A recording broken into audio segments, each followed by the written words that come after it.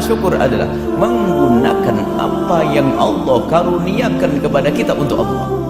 Jika dirimu tidak bisa mensyukuri kelebihan yang Allah berikan kepadamu, Allah tidak bisa menerima kekurangan yang Allah berikan kepadamu, maka engkau akan mendapatkan hukuman dari Allah, dan sungguh hukuman Allah adalah sangat cepat.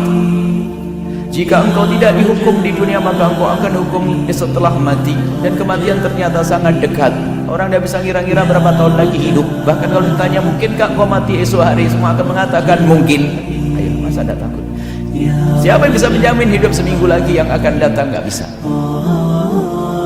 Dan setelah itu akan ada hukuman dari Allah. Ini peringatan, bukan mengatakan Anda manusia harus dihukum. Peringatan, ayo kita berbenah, mendekatlah kepada Allah dengan dosa-dosa agar Allah mengampuni, dan mengharaplah Allah yang Maha Kasih agar Allah menurunkan rahmat kepada Allah.